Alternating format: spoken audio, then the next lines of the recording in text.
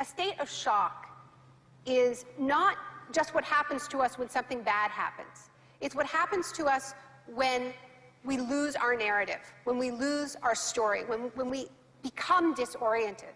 What keeps us oriented and alert and out of shock is our history.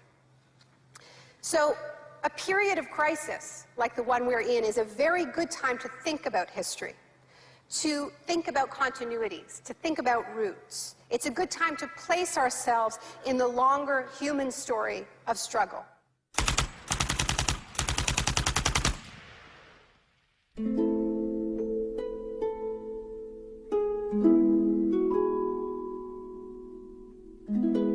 L'histoire a commencé le 1er juin 1951, le jour où des membres des services de renseignement occidentaux rencontrèrent en grand secret des universitaires à l'hôtel Ritz-Carlton de Montréal. Cette réunion allait lancer un programme de recherche sur la privation sensorielle à l'université McGill, programme financé par l'armée. Sensory deprivation really is a way of producing extreme monotony. It causes loss of critical capacity. The thinking is less clear. The subject complains that he can't even daydream. And when you have college students that can't daydream, they're in a bad way. I began to think while we were doing our experiments that it's possible that something that involves physical discomfort or even pain might be more tolerable than simply the deprivation conditions that we studied. Ebb décida de cesser de travailler sur le programme. But I had no idea when I suggested that what a vicious weapon, potentially vicious weapon, this could be. These are the days and ours are the occasions. Mais les expériences se poursuivirent sous la direction du chef du département psychiatrie, l'ambitieux docteur Ewen Cameron. What he did was much more than what we had done. We did our work strictly with the understanding that the subject could get up and walk out at any point he wished to, and some of them did. Les patients de Cameron n'eurent pas cette chance. L'Institut Allen, qui abritait les services de Cameron, devint une prison macabre, où le psychiatre se livrait à d'étranges expériences sur ses patients. Cameron voulait déstructurer ou nettoyer l'esprit de ses patients, de façon à pouvoir les reconstruire à partir de zéro.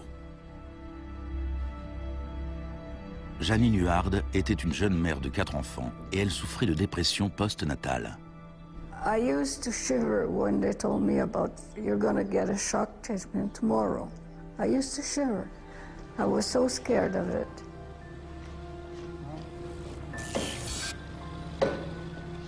And I would wake up in another room, all mixed up and sad, and it used to make me very sad after.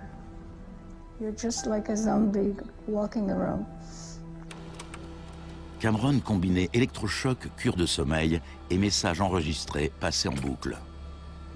It says, Janine, Janine, you are running away from your responsibility. You don't want to take care of your husband and children. All the time, the same thing. It sounds like you were being interrogated. Yes, interrogation, but for what purpose? Il ne fallut pas longtemps à la CIA pour mettre en pratique les expériences de Cameron. De nombreuses techniques du docteur figurent dans le Kubark, le manuel d'interrogatoire de l'agence. Les phrases suivantes en sont tirées. It's a fundamental hypothesis of this handbook that these techniques are in essence methods of inducing regression of the personality.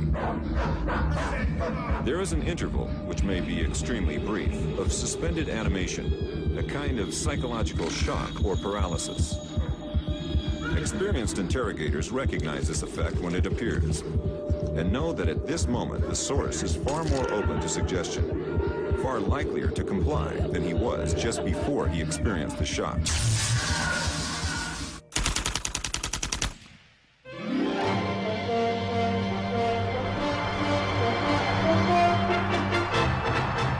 À l'époque où Ewen Cameron menait ses expériences à Montréal, l'adepte d'un autre type de choc exerçait ses talents pas très loin de là. Milton Friedman enseignait l'économie à l'université de Chicago. Il croyait qu'une thérapie de choc appliquée à l'économie pousserait la société à accepter une forme plus dérégulée du capitalisme. En octobre 2008, au paroxysme de la plus grave crise financière depuis 1929, Naomi Klein se rendit à l'université de Chicago pour tenir une conférence sur Milton Friedman. When Milton Friedman turned 90, the Bush White House held a birthday party for him. And everyone made speeches, including George Bush. But there was a really good speech that was given by Donald Rumsfeld. My favorite quote in that speech from Rumsfeld is this. He said, "Milton is the embodiment of the truth that ideas have consequences." What I want to argue here is that the economic chaos that we're seeing right now on Wall Street and on Main Street and in Washington stems from many factors, of course, but among them are the ideas of Milton Friedman. Le krach de Wall Street en 1929 entraîna la Grande Dépression des années 30.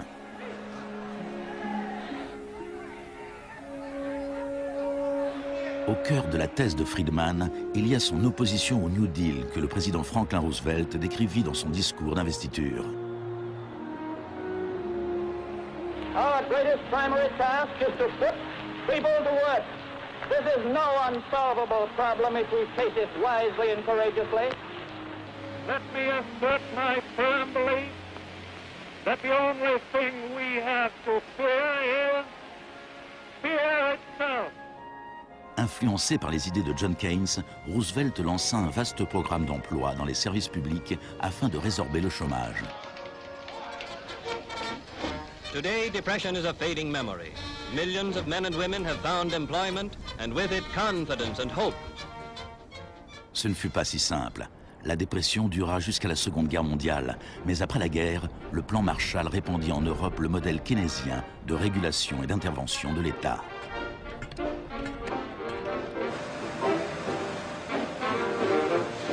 Les principes de Keynes étaient largement acceptés dans la société, mais pas au département d'économie de l'Université de Chicago. Milton Friedman from this university waged a war against the New Deal. Friedman était membre d'un petit groupe appelé la Société du Mont Pèlerin, dirigé par l'économiste autrichien Friedrich von Hayek. Ses membres affirmaient que si l'État cessait de fournir des services et cessait de réguler les marchés, l'économie se corrigerait d'elle-même. Dans les années 50, personne ne les prenait au sérieux.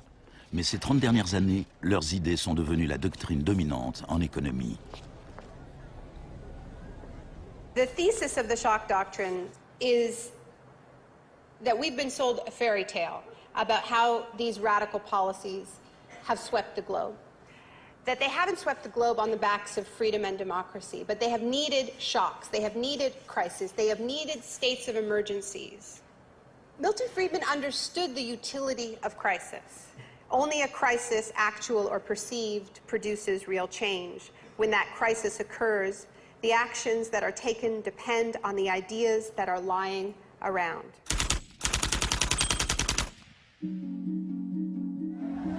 C'est au Chili que les disciples de Friedman apprirent pour la première fois à exploiter un choc ou une crise de grande ampleur.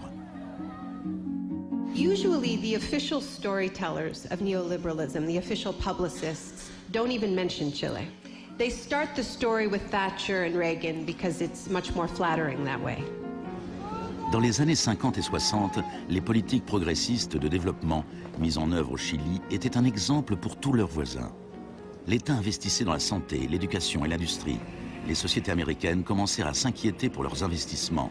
La réaction du département d'État américain fut de financer les études des étudiants chiliens et sud-américains afin qu'ils puissent venir étudier l'économie de marché auprès de Milton Friedman. The University of Chicago had a joint arrangement with the Catholic University of Chile, under which a great many Chilean students came to the University of Chicago, were trained by us and received PhDs. Ces étudiants retournèrent au Chili pour y enseigner. Le département économie de l'Université catholique de Santiago devint une mini-école de Chicago. Arnold Harberger, l'économiste responsable du programme, se décrivait lui-même comme un missionnaire dévoué corps et âme. En 1970, le gouvernement d'unité populaire de Salvador Allende remporta les élections en présentant un programme de nationalisation de larges secteurs de l'économie. la compagnie de téléphone chilienne appartenait en majorité à une compagnie américaine, ITT, qui fut à la pointe du combat pour empêcher l'élection d'Allende. ITT avait le soutien de Richard Nixon à la Maison-Blanche. I was not there, but I can tell you what we now know to be a fact. He ordered the CIA to prevent Allende from assuming the presidency. And indeed, they tried to get me to lean on the Chilean military right after Allende was elected. Malgré tous les efforts de la CIA, Allende fut officiellement déclaré président.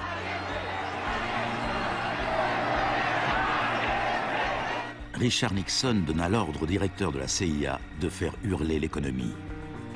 Señor Nixon es presidente de Estados Unidos y yo soy presidente de Chile. Yo no tendré un término despectivo contra el señor Nixon mientras el señor Nixon respete al presidente de Chile. On lança les préparatifs d'un coup d'État militaire.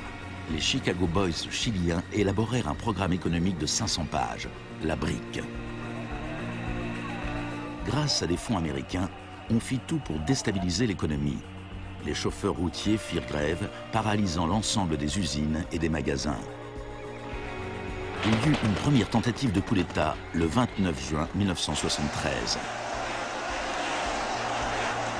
Et puis, le 11 septembre, l'armée commandée par le général Pinochet prit d'assaut le palais présidentiel.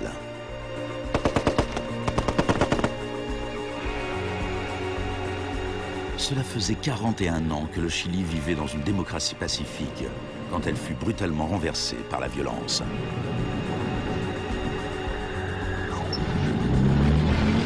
Pinochet et ses partisans décrivirent ce putsch comme une guerre. Il en avait en effet tous les aspects. Ce fut le précurseur chilien de l'opération Choc et Terreur.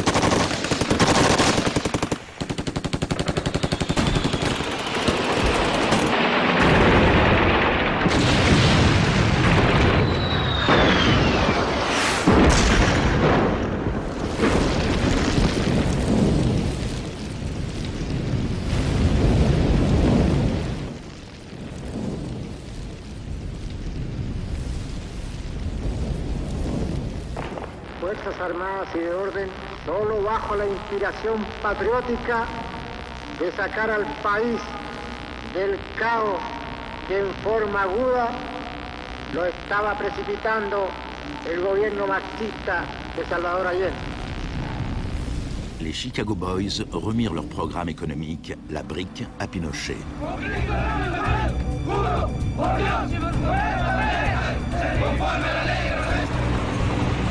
Dans les jours qui suivirent, plus de 13 000 opposants furent arrêtés et emprisonnés.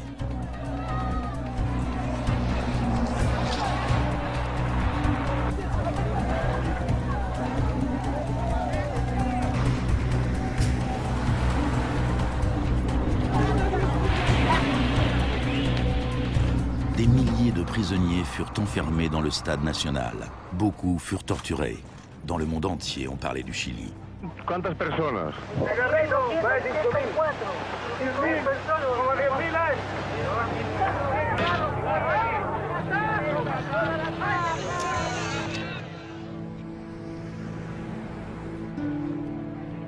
Début novembre, 5000 prisonniers furent relâchés. Les 900 hommes qu'ils laissaient derrière eux furent transférés dans d'autres centres de détention.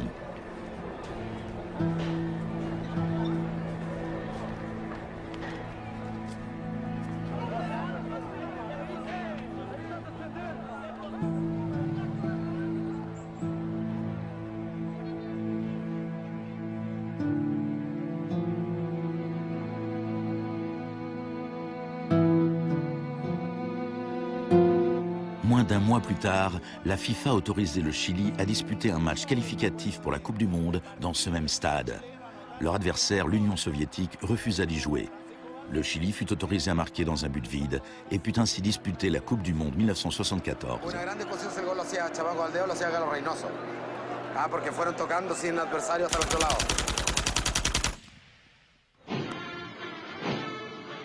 Pinochet imposa à une population sous le choc la politique recommandée par les Chicago Boys.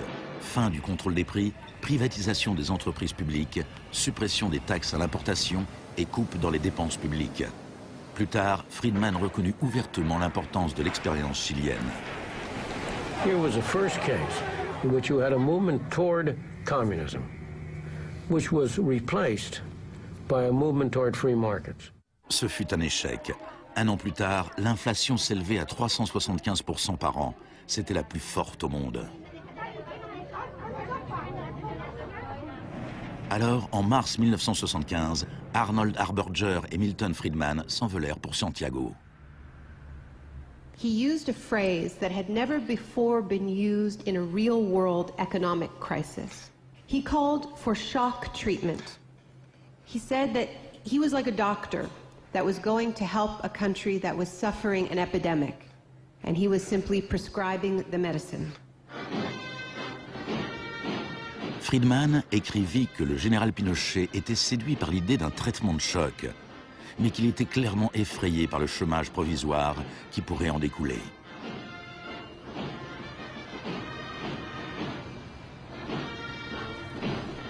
Il devint rapidement évident que la politique économique de Friedman bénéficiait aux riches au détriment des pauvres. On a calculé qu'une famille qui essayait de survivre avec un salaire moyen devait consacrer 74% de ses revenus à l'achat du pain. Les tickets de bus ou le lait étaient devenus un luxe. Pinochet supprima la distribution gratuite de lait à l'école, une mesure qui fit écho à la politique controversée d'une jeune ministre de l'Éducation en Grande-Bretagne, qui devint plus tard son amie.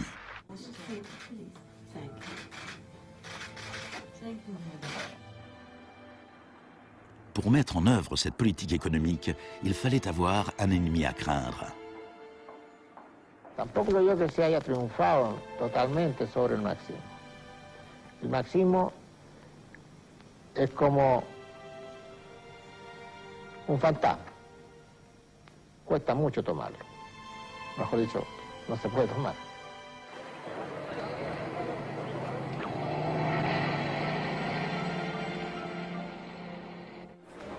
Friedman et Harberger soutenaient que l'économie de marché était inséparable de la liberté et de la démocratie. Mais au Chili, où leurs idées étaient mises en application dans le contexte d'une dictature militaire, c'est le contraire qui était vrai. De nombreux Sud-Américains établirent un lien direct entre les chocs économiques qui appauvissaient des millions de gens et l'épidémie de torture infligée à ceux qui croyaient en une société différente. L'un d'entre eux était Orlando Letelier. Letelier avait été l'ambassadeur d'Allende à Washington. Il passa une année entière dans les prisons de Pinochet avant d'être exilé aux États-Unis.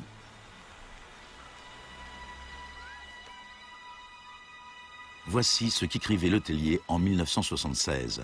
Ce plan économique a dû être imposé par la force et dans le contexte chilien, cela ne pouvait être obtenu que par l'assassinat de milliers de personnes, l'établissement de camps de concentration dans tout le pays et la détention de plus de 100 000 personnes en 3 ans.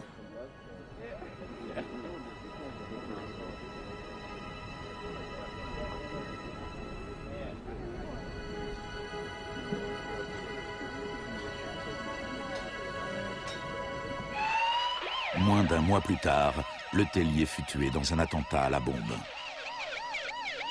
Good evening. A powerful bomb today tore through a car as it was driving along Washington's usually quiet Embassy Row. The Chilean was Orlando Letelier, who also had been foreign minister during the last months of the late Salvador Allende's Marxist regime. Richard Roth reports. Un membre de la police secrète de Pinochet, Michael Townley, était derrière l'attentat. Il était entré aux États-Unis grâce à un faux passeport avec l'accord de la CIA. Michael, buenas noches. Buenas noches, Pablo. La opinión del Poder Judicial chileno, ¿hay confianza en él? Mire, yo Confío plenamente en la justicia chilena como patriota y luchador antimarxista y juntista por sobre todas las cosas. Malgré sa confiance, Thornley fut extradé aux États-Unis et condamné pour le meurtre de Letellier. Au Chili, la dictature militaire de Pinochet dura 17 ans. Et pourtant, Harberger refusait toujours de voir la réalité. You cannot have a repressive government for long within a genuinely free economic system. L'année même où Orlando Letellier fut assassiné, Milton Friedman reçut le prix Nobel d'économie. You know, you people have such a distorted idea of what went on. Let me tell you some facts.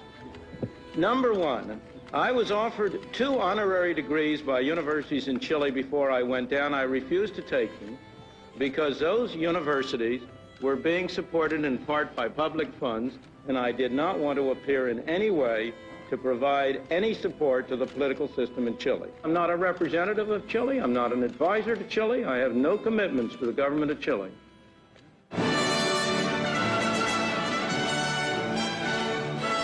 I now turn to you, Professor Milton Friedman.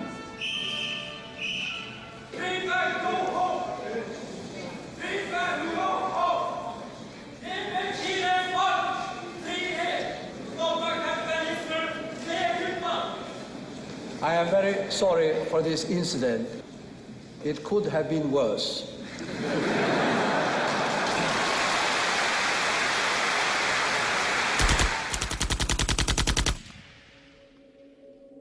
What I'm trying to do in the shock doctrine is tell an alternative history of how this savage stream of pure capitalism that we've been living, capitalism unrestrained, came to dominate the world.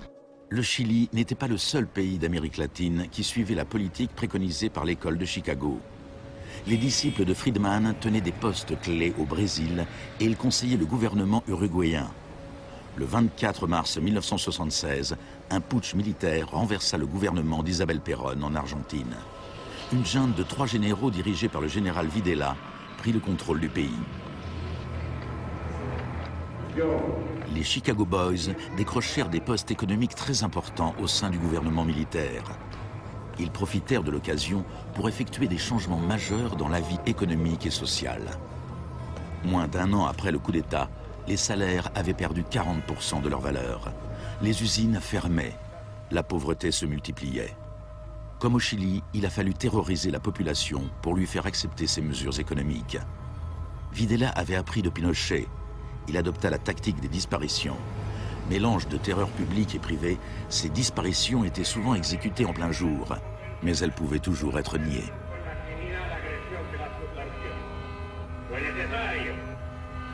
Cumplimiento de la misión que la nación le tiene asignada, articular la defensa de la sociedad argentina. Las reglas de esta guerra no convencional, que no buscamos ni provocamos, son distintas. De nombreuses techniques utilisées par les militaires chiliens et argentins leur avaient été enseignées à l'École des Amériques, dirigée par les États-Unis. Torture techniques taught, from rape to derobing to torture with pointed objects, breaking of extremities, poking eyes out, branding. In Latin America, there are various regimes which at the moment are abusing human rights. Political murder, torture, deportations, imprisonment without trial, using the techniques they may have learned in this establishment. You may be right. If you can say that the skills which we've taught here have been applied, I can't deny that. The use of torture of a known enemy soldier to gain some kind of military advantage, I think is justifiable and smart. To go beyond that, to use torture techniques merely to intimidate people is completely wrong, unethical and immoral.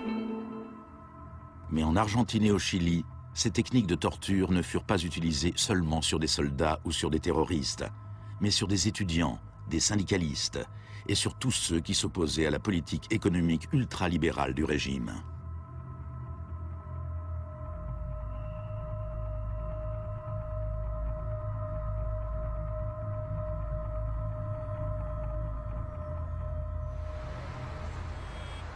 En 1978, la junte accueillit la Coupe du Monde en Argentine. La finale se joua dans un stade situé à 1 kilomètre à peine du plus grand centre de détention du pays, où des milliers de prisonniers étaient torturés. Decir que con los goles, con el grito de gol, se tapaba la voz de los secuestrados, los gritos de los secuestrados era una realidad. Organización extraordinaria, miles y miles de banderas, miles y miles de gargantas enronquecidas, 25 millones de argentinos que tienen un solo color, el celeste y blanco. El fútbol ha hecho el milagro del país, de este maíz maravilloso que nos siguen atacando a aquellos. Et l'Argentine poussa le régime de la terreur encore plus loin que le Chili. Parmi les disparus se trouvaient des centaines de femmes enceintes. On les laissa accoucher avant de les exécuter. De todas aquellas mujeres que estaban embarazadas, les permitieron tener a sus hijos para una vez que nacieran, sacárselos. Y eso sucedió con 500. Yo soy uno de esos 500. Ces enfants, qui pour beaucoup d'entre eux furent élevés par des familles liées à l'armée, rappelaient clairement le projet de la junte qui visait à reconstruire la société tout entière.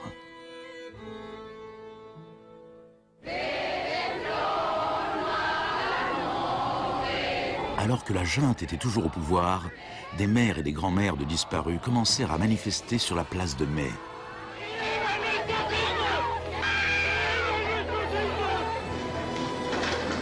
Elles se firent détectives et se lancèrent à la recherche des enfants disparus. Après l'effondrement de la junte, certains enfants furent retrouvés et rendus à leur famille. Parfois, on trouvait leurs restes. La plupart du temps, on ne retrouvait rien.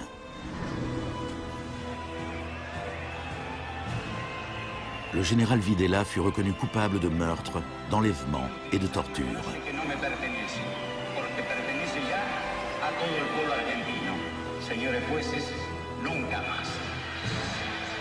Il fut condamné à la prison à perpétuité.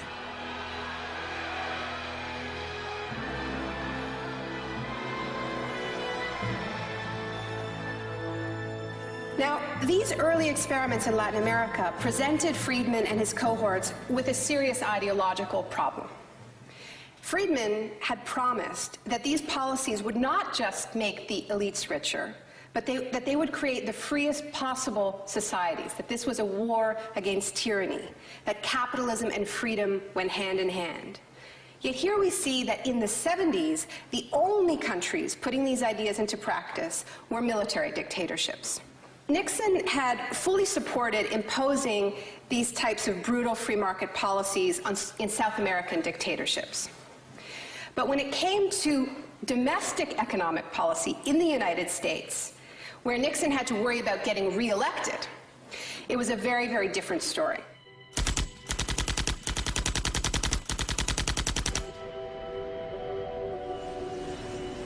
Friedman entretenait d'excellentes relations avec Nixon. Plusieurs de ses collègues et disciples de l'école de Chicago avaient été recrutés pour travailler au sein du gouvernement. Donald Rumsfeld était l'un d'entre eux.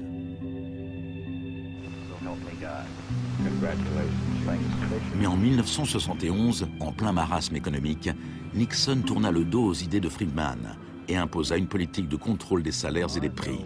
Rumsfeld fut chargé de l'appliquer. I have for long been opposed to the wage and price control. I believe it involves government intervention with the freedom of individuals. I think it's intolerable. Cette politique keynésienne fut un succès et Nixon fut réélu pour un second mandat à une écrasante majorité. C'était un camouflet pour Friedman. Puis, en 1979, Margaret Thatcher fut élue Premier ministre du Royaume-Uni. Son gourou intellectuel était l'ancien mentor de Milton Friedman, Friedrich von Hayek. Et à peine un an plus tard, Ronald Reagan était élu président des États-Unis.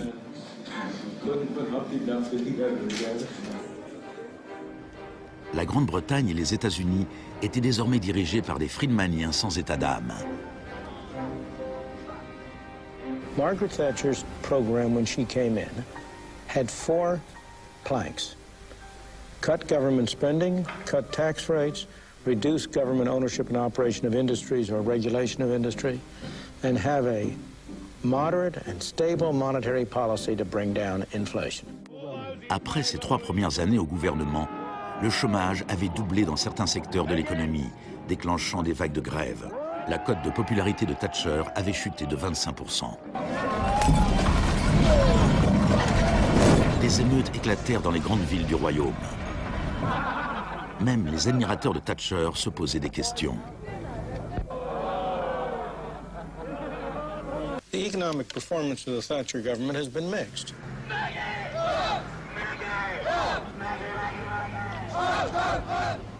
To those waiting with bated breath for that favorite media catchphrase, the U-turn, I have only one thing to say. U-turn if you want to. The lady's not for turning. Friedrich von Hayek exhorta Thatcher à imiter la thérapie de choc économique de Pinochet. Thatcher répondit: en Grande-Bretagne, vu nos institutions démocratiques et la nécessité d'un fort consensus, certaines des mesures adoptées au Chili sont tout à fait inacceptables.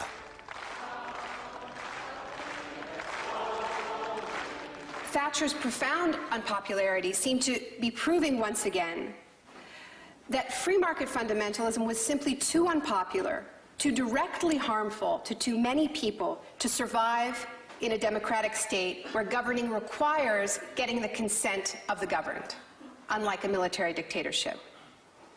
What pulled Thatcher back from the abyss and ultimately saved the project was a crisis. Indeed, it was the ultimate crisis. It was a war. We are here because for the first time for many years, British sovereign territory has been invaded by a foreign power. The government has now decided that a large task force will sail as soon as all preparations are complete. HMS Invincible will be in the lead. La plupart des Britanniques n'avaient jamais entendu parler des îles Malouines. Mais quand l'Argentine envahit ce petit archipel perdu à des milliers de kilomètres dans l'Atlantique Sud, Thatcher sauta sur l'occasion et justifia son surnom de Dame de Fer. Gentlemen, I've just heard that the white flag is flying over Stanley. La guerre fut terminée en moins de 3 mois. Quand les troupes revinrent en Grande-Bretagne, une vague de célébrations patriotiques déferla sur le pays. Thatcher remporta les élections de 1983 avec une écrasante majorité. Elle pouvait maintenant lancer une thérapie de choc économique semblable à celle qu'on avait vue au Chili.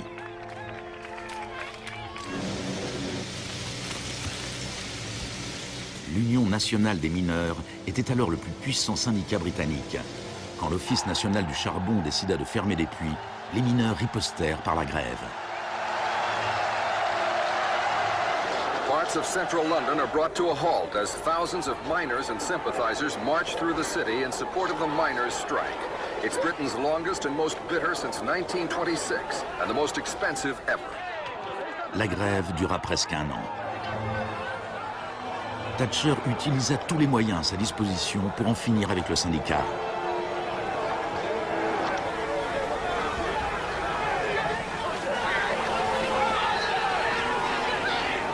Les mineurs finirent par perdre la bataille. Thatcher utilisa sa victoire pour imposer la révolution des Chicago Boys en Grande-Bretagne. On lança des campagnes publicitaires pour promouvoir le gigantesque programme de privatisation.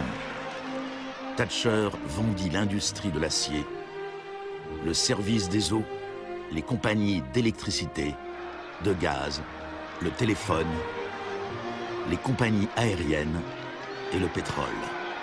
Les HLM furent vendus, les services municipaux soumis à adjudication. En 1986, les systèmes bancaires et financiers furent dérégulés. On parla de Big Bang. No one here tonight needs reminding that the Big Bang is only a beginning. Dans la Grande-Bretagne d'avant Thatcher, un PDG gagnait 10 fois plus qu'un ouvrier. En 2007, il gagnait plus de 100 fois plus.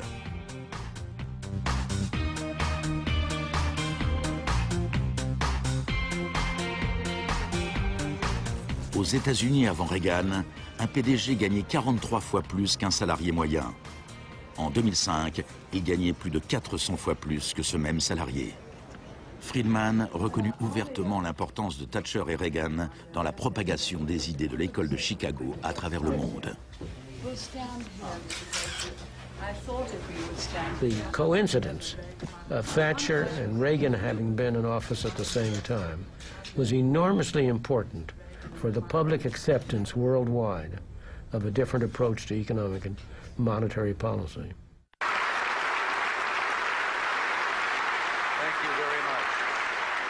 What I'm describing now is a plan and a hope for the long term. The march of freedom and democracy, which will leave Marxism, Leninism on the ash heap of history as it has left other tyrannies which stifle the freedom and muzzle the self-expression of the people.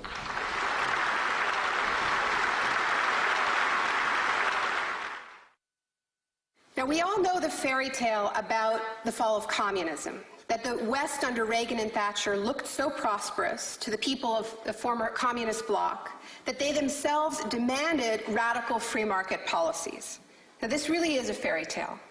It is true that people who had been living under authoritarian communism genuinely wanted democracy. And it's also true that people wanted to be able to go out and buy blue jeans and have Big Macs. That is true. But that does not mean that they wanted the kind of Wild West capitalism of oligarchs gone mad and no social protections that so many Eastern Bloc countries actually ended up with and suffer under to this day. Thatcher, qui avait fait tout ce qu'elle pouvait pour briser la puissance des syndicats en Grande-Bretagne, se rendit en Pologne en 1988 pour afficher son soutien au syndicat ouvrier Solidarność.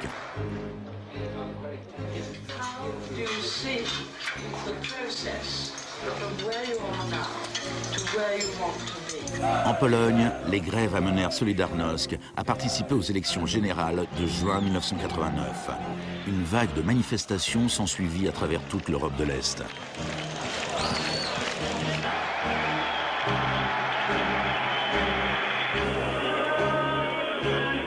Par le passé, l'Union soviétique avait écrasé par la force tout mouvement démocratique.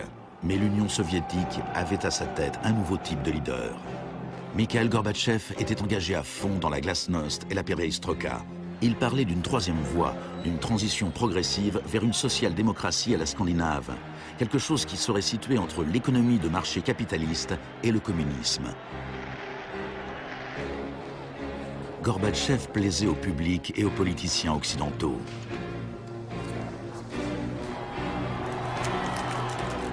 He's a bold, a determined and courageous leader. Gorbatchev regarda sans broncher les vieux régimes communistes s'effondrer les uns après les autres.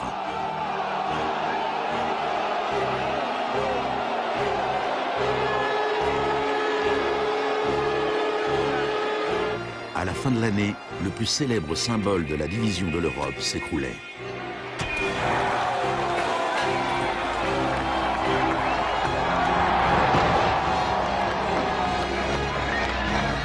Pour Friedman et les Chicago Boys, c'est un nouveau monde qui s'ouvrait. En Union soviétique, Gorbatchev espérait pouvoir réformer l'économie en douceur. En 1991, il fut invité à la réunion du G7 à Londres. Il en attendait un soutien financier pour ses lentes réformes économiques. Mais on lui répondit qu'à moins de se lancer dans une thérapie de choc radical, il ne recevrait aucune aide. Le mois suivant, une tentative de coup d'État dirigée contre Gorbatchev éclata à Moscou. Les tenants de la ligne dure au sein du Parti communiste firent arrêter Gorbatchev dans sa maison de vacances en Crimée. Les tanks encerclèrent la Maison Blanche, le Parlement russe.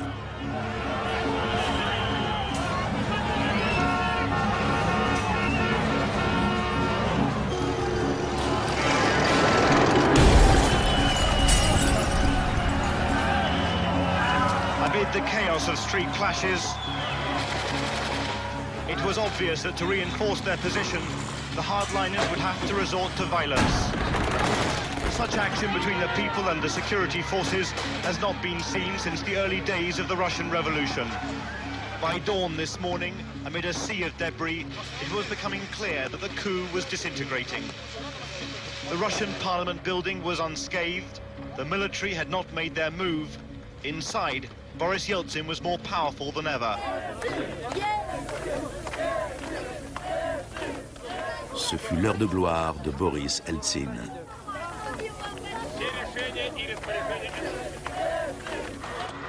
Gorbatchev fut libéré et revint à Moscou, mais son pouvoir était très affaibli. Я выражаю признательность за принципиальную позицию россиянам, президенту России Борису Николаевичу Ельцину. En décembre 1991, l'Union soviétique fut officiellement dissoute. Ce fut un choc immense pour le peuple russe. Eltsine avait désormais la haute main sur l'économie au sein de la Fédération russe. L'économie de marché fit son apparition dans le pays. Ce fut le chaos. L'adoption par la Russie des principes de l'école de Chicago marqua une nouvelle étape dans la croisade du marché libre. Il y avait encore tout le choc, mais aucune thérapie.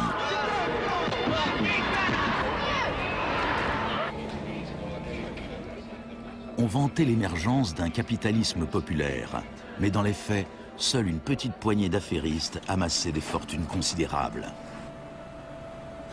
Les entreprises publiques furent bradées à des prix ridiculement bas. La presse russe surnomma les conseillers d'Eltsine les Chicago Boys.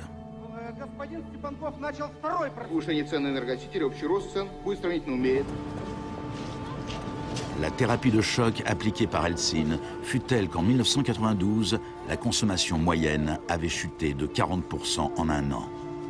Un tiers des Russes vivaient sous le seuil de pauvreté et les salaires étaient versés avec des mois de retard. One expert today predicted 140 million Russians will soon be living below the poverty line. La corruption sévissait partout. Le crime organisé explosa. Moscou était devenu le nouveau Far West.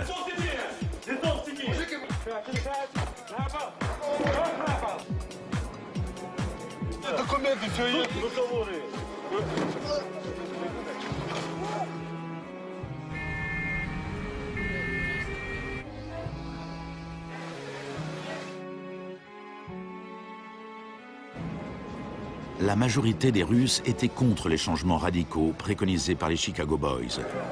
En mars 1993, le Parlement prit une décision cruciale. Il abrogea les pouvoirs spéciaux qu'il avait accordés à Eltsine. Eltsine décréta l'état d'urgence. Mais la Cour constitutionnelle déclara sa décision illégale.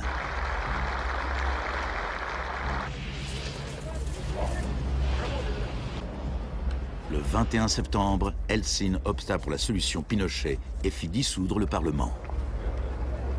Сегодняшнего дня прерывается осуществление законодательной, распорядительной и контрольной функций съезда народных депутатов. L'Occident pesa de tout son poids du côté d'Eltsine. We feel that Boris Yeltsin is the best hope for democracy in Russia. 2 jours plus tard, le Parlement votait la destitution d'Eltsine par 636 voix contre 2. Des milliers de partisans des parlementaires s'assemblèrent devant la Maison-Blanche et marchèrent sur l'immeuble de la télévision.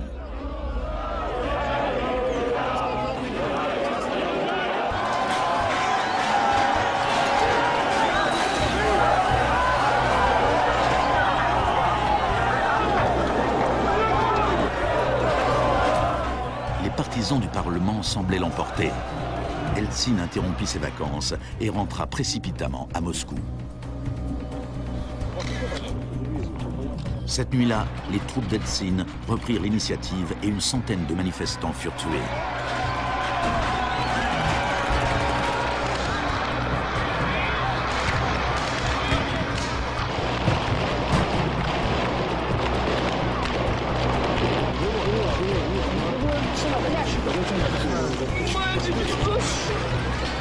Le 4 octobre, Eltsine donna l'ordre à ses troupes d'attaquer la Maison-Blanche, faisant pilonner le bâtiment même qu'il avait défendu 2 ans plus tôt.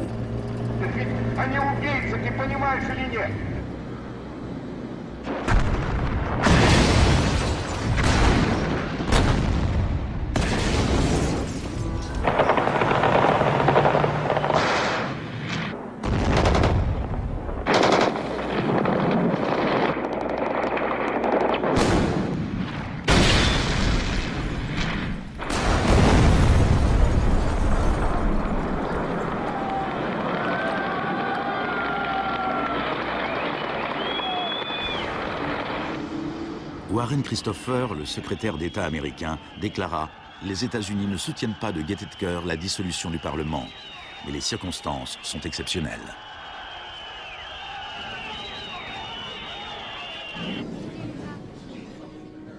Eltsine avait désormais le pouvoir absolu et suivant les conseils de ses Chicago Boys, il développa un capitalisme des copains.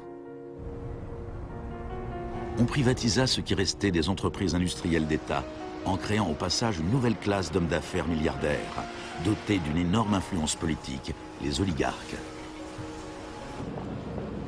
En 1998, 80% des fermes russes étaient en faillite et 70 000 usines d'État avaient fermé. En 8 ans, le nombre de Russes vivant dans la pauvreté avait augmenté de 72 millions. Et pendant ce temps, Moscou était devenue la ville où l'on trouvait le plus de milliardaires au monde.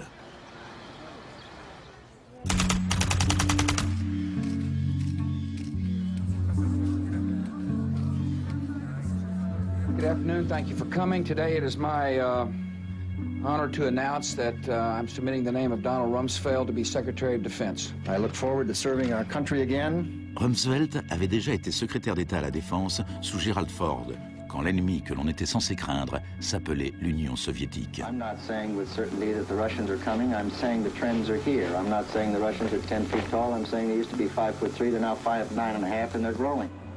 Désormais, il y avait un nouvel ennemi plus proche. Dans un discours tenu le 10 septembre 2001, Rumsfeld annonça son intention de privatiser une grande partie de l'armée américaine. Milton Friedman aurait été fier de lui. Rumsfeld déclara « Le sujet aujourd'hui, c'est un adversaire qui pose une menace sérieuse pour la sécurité des États-Unis d'Amérique. Cet adversaire est l'un des derniers bastions de la planification. Il gouverne en imposant des plans quinquennaux. Cet adversaire vous rappelle peut-être l'ex-URSS, mais cet ennemi-là a disparu. Cet adversaire est plus proche de nous. C'est la bureaucratie du Pentagone. Aujourd'hui, nous déclarons la guerre à la bureaucratie. » Le lendemain, le vol 77 d'American Airlines s'écrasait sur le Pentagone, causant la mort de 184 personnes.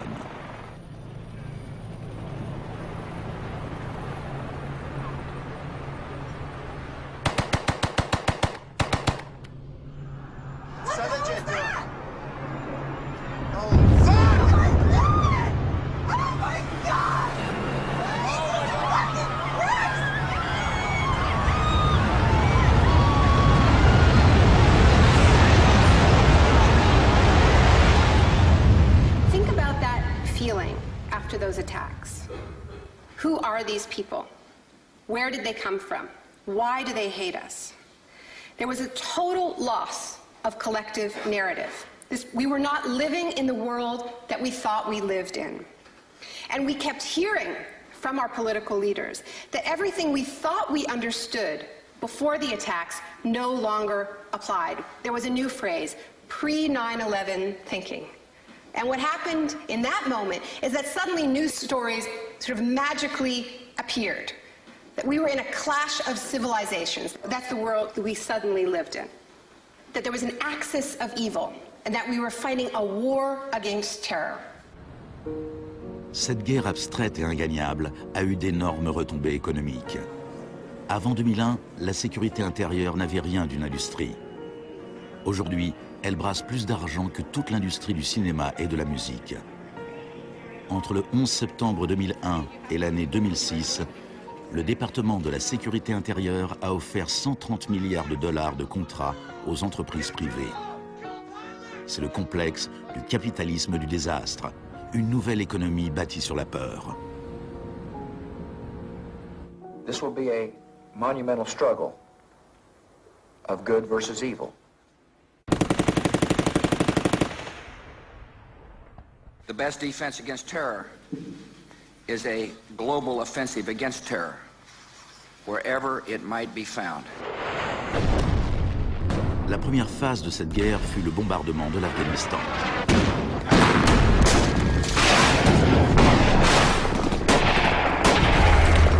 Le gouvernement des talibans fut rapidement renversé. La gestion de l'après-guerre fut plus compliquée. Our fight against terrorism began in Afghanistan, but it will not end there. We're primarily looking at detainees that we can use. We're collecting intelligence.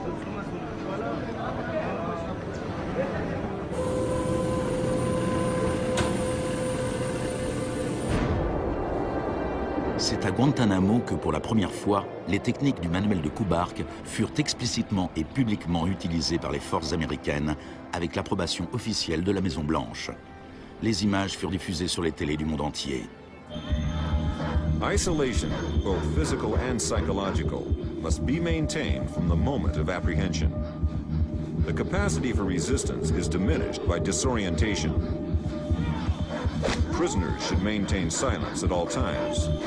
They should never be allowed to speak to each other. Parmi ces prisonniers, il y avait Asif Iqbal, Rouhal Ahmed et Shafiq Rasool de Timpton en Angleterre. Ils furent détenus plus de 2 ans à Guantanamo avant d'être relâchés sans qu'aucune charge ne soit retenue contre eux. Mentally, yeah, you couldn't speak to nobody, you couldn't do nothing, you couldn't stand up. And just sitting there, you'd be in your thoughts all the time thinking, what the hell's going on, where the hell am I? Are we going to be staying here for the rest of our lives? Are we going to be going back home? Will we ever see our family again? Sur les 779 prisonniers qui ont été détenus à Guantanamo, seulement 3 ont été reconnus coupables d'un crime.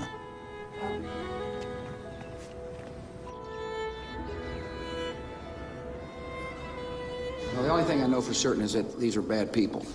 It was a message to the whole world, and the message was clear. It was, this is what happens to you if you get in our way. The war on terror is not about one man, and it is not about one country. De nombreuses raisons furent avancées pour justifier l'invasion de l'Irak. Mais si les États-Unis avaient vraiment voulu attaquer un pays où se cachaient sans doute les chefs d'Al-Qaïda, un pays qui possédait l'arme nucléaire et qui vendait cette technologie nucléaire à d'autres pays, alors c'est le Pakistan qui aurait dû être visé. Le Pakistan entretenait des relations étroites avec les talibans et il était dirigé par un dictateur militaire.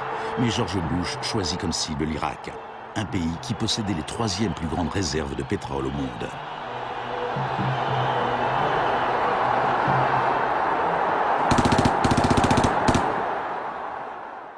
Now, about the Defense Department's war plan. It is not like that for the Gulf War. It's more along the lines of the Panama invasion of 1989. CBS News has been told it would start on what's called A-Day. A as in airstrikes. Airstrikes so devastating, they would leave Saddam's soldiers unable or unwilling to fight. The idea is to rain down the thunder so hard as to create, quote, shock and awe. If the Pentagon sticks to its current war plan, one day in March, the Air Force and Navy will launch between 300 and 400 cruise missiles at targets in Iraq. More than were launched during the entire 40 days of the first Gulf War. The sheer size of this has never been seen before, never been contemplated before. Harlan Ullman is one of the authors of the shock and awe concept, which relies on large numbers of precision-guided weapons. So that you have this simultaneous effect, rather like the nuclear weapons at Hiroshima, not taking days or weeks, but in minutes.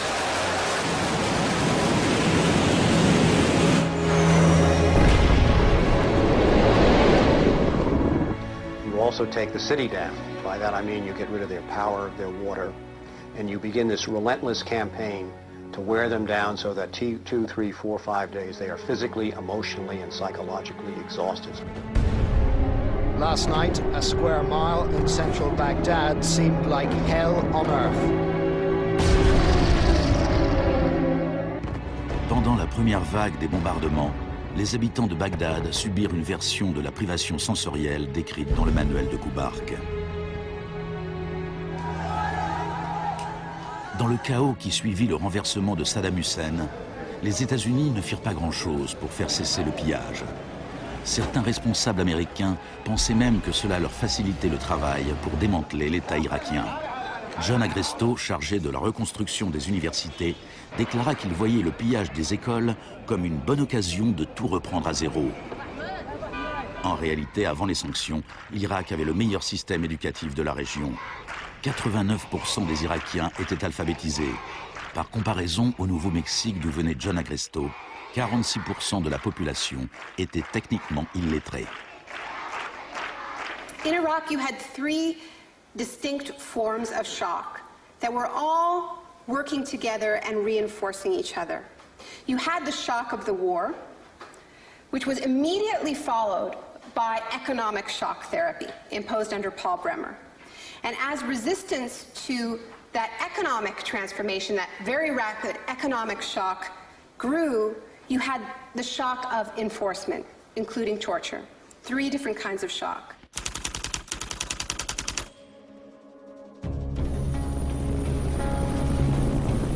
En mai 2003, Paul Bremer fut nommé administrateur américain en Irak. 2 semaines après son arrivée, il déclara le pays ouvert aux affaires. We consider that the coalition had very broad authorities to determine the direction of the Iraqi economy. Bremer ne connaissait pas grand-chose à l'Irak, mais il connaissait bien le capitalisme du désastre. Dès le début du boom de la sécurité intérieure, il s'était lancé comme expert conseil dans le domaine des mesures de crise. Today is a very important day in Baghdad. Bremer passa les 4 premiers mois à signer des décrets tout droit sortis de l'école de Chicago. Rumsfeld décrivit les nouvelles lois irakiennes en matière d'investissement et d'impôts comme les lois les plus avancées et les plus incitatives du monde libre. L'une des premières décisions de Bremer fut de licencier 500 000 fonctionnaires. Ce fut présenté comme une mesure de débahatification, mais le démantèlement de l'État était aussi une mesure typiquement friedmanienne. On promit des aides pour la reconstruction. Our investment in the future of Afghanistan and Iraq is the greatest commitment of its kind since the Marshall Plan. Mais dans la réalité, les choses furent tout à fait différentes. Le plan Marshall avait pour objectif de relancer l'industrie européenne, alors que l'argent de l'aide américaine en Irak est allé dans les poches des compagnies américaines. Quand du travail provenait jusqu'aux Irakiens, c'était tout au bout d'une chaîne de sous-traitants. Creative Associates reçut plus de 100 millions de dollars pour rédiger des programmes éducatifs et imprimer les nouveaux manuels scolaires. La société de conseil en management et technologie Bearing Point reçut 240 millions de dollars pour élaborer un modèle économique basé sur le marché applicable à l'Irak. La société RTI, basée en Caroline du Nord, toucha 466 millions de dollars pour ses conseils afin d'introduire la démocratie en Irak. Et Halliburton reçut 20 milliards de dollars pour ses frais, en plus de ses contrats irakiens.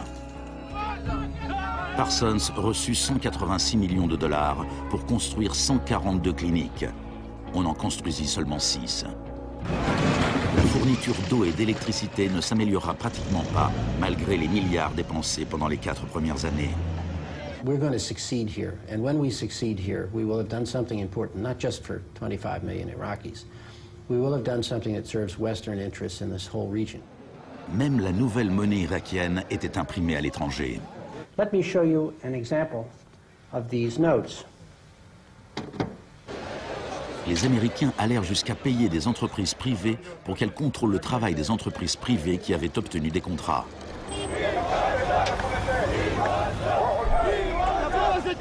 I was in Baghdad in 2004, and this is the period when bombs started to go off regularly in Baghdad. In fact, the night that I arrived, a bomb went off very near our hotel. But what was really striking to me in this period was that despite the violence and despite the chaos, the next day, Iraqis were out in the streets protesting. 19 killed and 100 injured in Najaf. And what they were demanding at this time was elections, the right to actually have a say in what the post-Saddam era would look like. Now, in the early days of the occupation, the protests were peaceful, but as time went on, and the protests didn't have an effect, more and more Iraqis joined the armed resistance.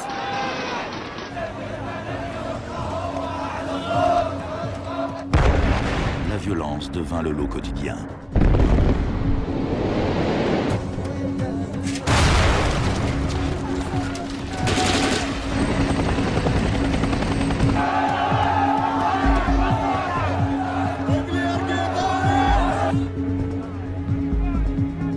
Comme en Amérique du Sud 30 ans auparavant, les corps étaient souvent jetés au bord des routes afin d'intimider les opposants. Voilà les disparus d'Irak.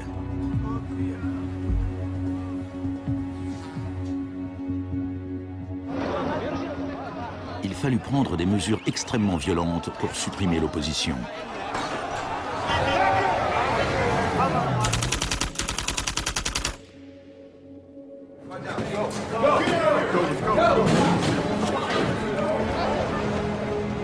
Pendant les 3 premières années et demie d'occupation, 61 500 Irakiens furent arrêtés. Au printemps 2007, 19 000 étaient encore emprisonnés. En prison, ils subirent des interrogatoires dont les techniques remontaient à celles que la CIA avait mises au point à la suite des expériences du docteur Cameron dans les années 50.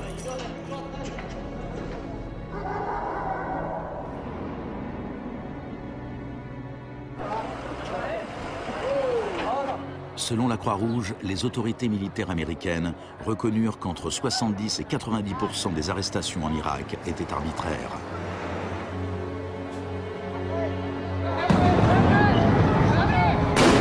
Le chaos irakien ressemble bien à un échec pour la thérapie de choc.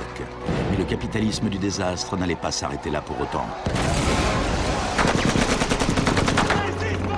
Le désastre lui-même présentait une bonne occasion de s'enrichir.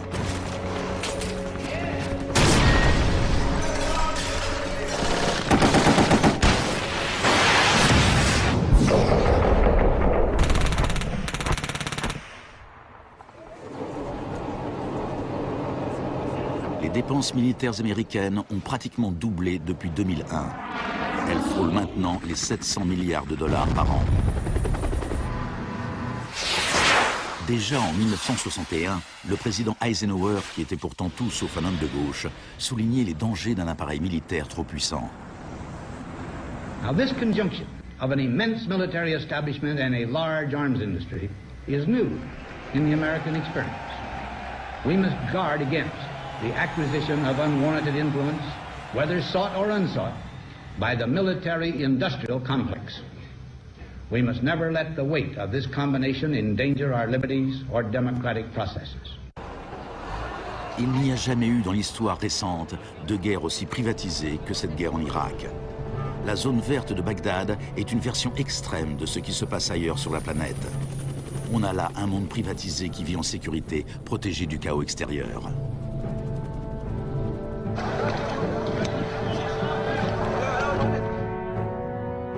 En 1991, pendant la première guerre du Golfe, pour 100 soldats réguliers, on trouvait un contractuel privé. En 2003, au début de la guerre en Irak, pour 100 soldats, on comptait 10 contractuels. En 2006, pour 100 soldats, il y avait 33 contractuels. Un an plus tard, pour 100 soldats, il y en avait 70.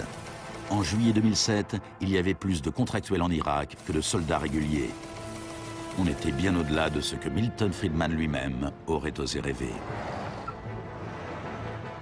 The only things I would not denationalize are the armed forces, the courts, and some of your roads and highways. L'une des plus importantes sociétés de sécurité était la société américaine Blackwater. En avril 2004, pendant le soulèvement de Najaf, Blackwater prit le commandement des opérations, malgré la présence des Marines. Des dizaines d'Irakiens furent tués lors des combats. Les États-Unis avaient garanti aux mercenaires qu'aucune loi irakienne ne s'appliquerait contre eux. Ils opéraient donc en toute impunité, un peu comme à Guantanamo. I asked your Secretary of Defense a couple months ago what law governs their actions. Mr. I was going to ask him. Go ahead.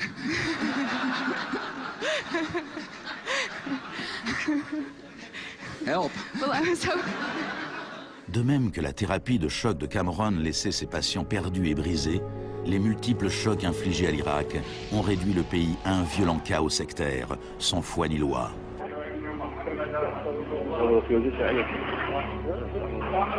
À l'époque de l'exécution de Saddam Hussein en 2006, 1 millier d'Irakiens étaient assassinés chaque semaine.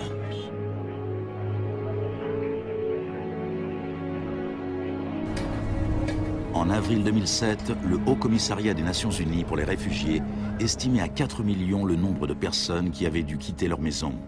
Des centaines de milliers d'Irakiens étaient morts.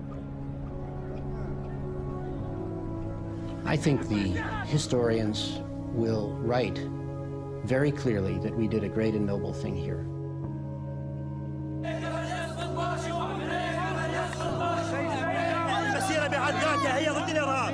ضد الإرهاب الأمريكي، لأن الأمريكان يقتلون النساء ويعتقلون النساء ويقتلون الأطفال ويهينون الشيوخ ويقتلون الشباب. أمريكا بحقها هي الإرهاب.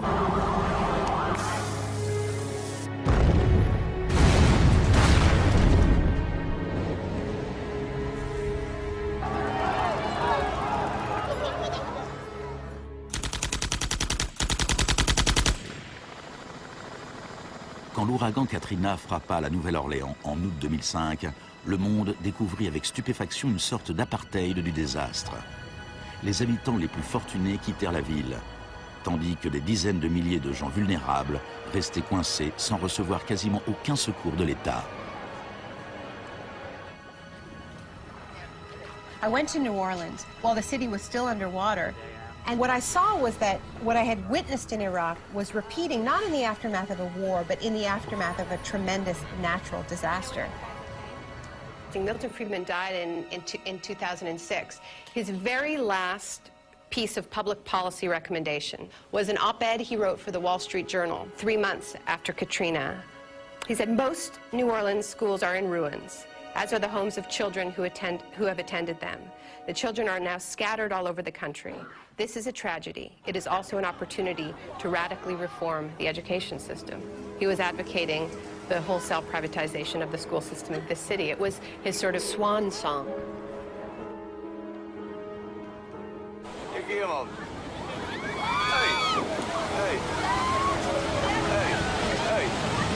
I'd witnessed a similar process in Sri Lanka in the aftermath of the 2004 tsunami. People who lived on the beaches for generations were prevented from returning so that the land could be privatized and sold off to luxury hotels.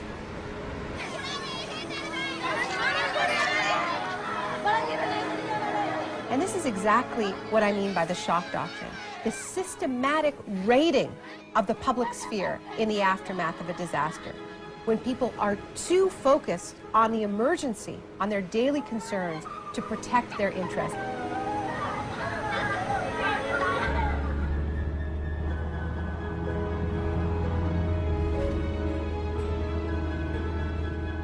Le premier acte de résistance consisterait peut-être à refuser qu'on efface notre mémoire collective. En 2008, Naomi Klein se rendit à la Villa Grimaldi avec Isabelle Morel, la veuve d'Orlando Letelier. La Villa Grimaldi est un témoignage de la barbarie du régime de Pinochet et de sa défaite finale. Villa Grimaldi fue el principal centro de tortura mientras se buscaba implementar la política de shock económico. Esta es la que tú señalas en el libro como las casas de uno por uno donde estaban los detenidos en Villa Grimaldi. It's not that I loved Pinochet, but I think that he was our teacher in many things. We learned about evil.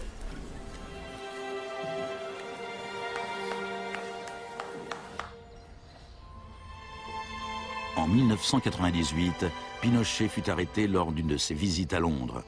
Sa vieille alliée Margaret Thatcher lui apporta son soutien.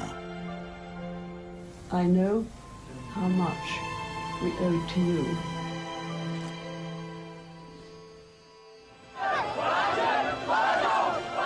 Il a fallu 30 ans pour que l'expérience économique inaugurée par Pinochet se fraie un chemin de l'autre côté du globe, jusqu'en Irak. Mais les similitudes entre passé et présent sont saisissantes. Entre les camps de concentration de Pinochet et la prison de Guantanamo de Bush, entre les disparus du Chili et ceux d'Irak, entre les expériences d'Ewen Cameron et les tortures infligées aux prisonniers d'Abu Ghraib. He erased all the past. That's why he gave electroshocks. All the past from the patient, and he would implant some new ideas. Mais Janine résista, et en 1998, la CIA a dû se résigner à lui verser des indemnités, ainsi qu'aux autres victimes des expériences d'Ewen Cameron. Janine, are you proud that they tried to break you and that you have fought so hard and won? In a way, I am. In a way, I am. Because I must have some willpower seeds in me. It is very, very hard to fight a government. People would tell me, Janine, you don't fight a government. What's the matter with you? They're too big. But I had faith that we would win.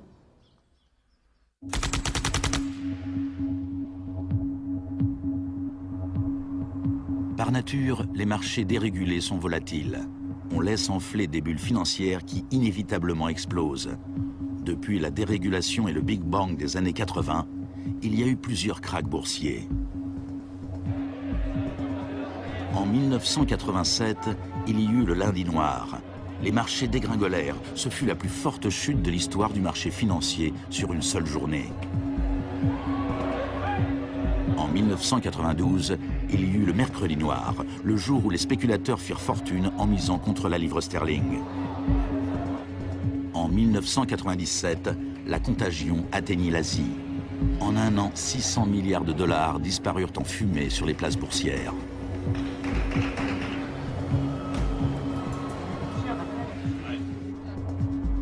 Et finalement, en septembre 2008, les marchés financiers implosèrent. The market is not functioning properly. There has been a widespread loss of confidence.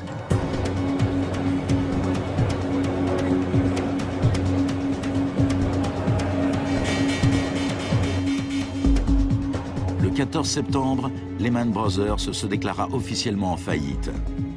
Et pourtant, une semaine plus tard, on apprenait que ces traders de New York allaient se partager 2,5 milliards de dollars de bonus. On estime que les firmes de Wall Street ont versé 18,4 milliards de dollars de bonus l'an dernier, l'année du krach. Despite the torrent of populist rhetoric about taking on the fat cats and standing up for the little guy and saving Main Street, not Wall Street, we are witnessing a transfer of wealth of unfathomable size.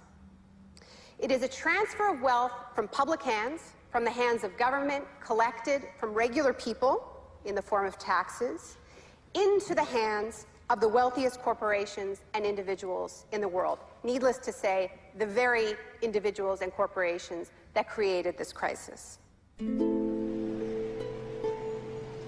We are in the midst of a once-in-a-century credit tsunami. I found a flaw. I don't know how significant or permanent it is, but I've been very distressed by that fact. Aux États-Unis, c'est la crise financière qui a assuré la victoire d'Obama. Les Américains voulaient changer de cap. Hello, Chicago! This crisis is clearly understood by almost everyone as being the direct result of this particular ideology of deregulation and privatization. La gravité de la crise offre l'espoir d'un changement. The shock doctrine as a strategy relies on us not knowing about it for it to work. And what I find most hopeful about the current economic crisis is that this tactic is getting tired, because that element of surprise is no longer there. We're on to them, and it's not working. We're becoming shock resistant. La dernière fois qu'une crise financière aussi grave a frappé le monde, on avait opté pour la politique keynésienne du New Deal. Let me assert my firm belief that the only thing we have to fear is fear itself. Plus d'1 million de personnes se sont rassemblées pour écouter le discours d'Obama lors de son investiture. Beaucoup de journalistes ont évoqué Roosevelt.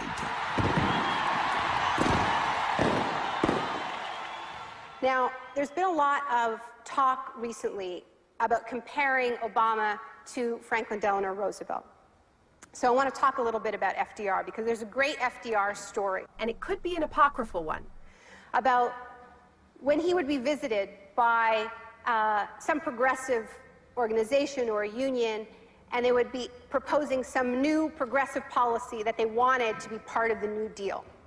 And he would hear them out, and he would listen to them, and then at the end he would say, now go out there and make me do it. And they did. In 1937, which was a pivotal year for the New Deal, do you know how many strikes there were in this country? 4,740 strikes, lasting an average of 20 days. Do you know how many strikes there were in 2007? 21. Now, the other reason to remember this history of struggle is that it tells us something very important, something that we need to remember at this moment when so much is at stake. It teaches us that if we want responses to this economic crisis that leave us with a world that is healthier, that is more just, that is more peaceful, we are going to have to go out there and make them do it. Thank you.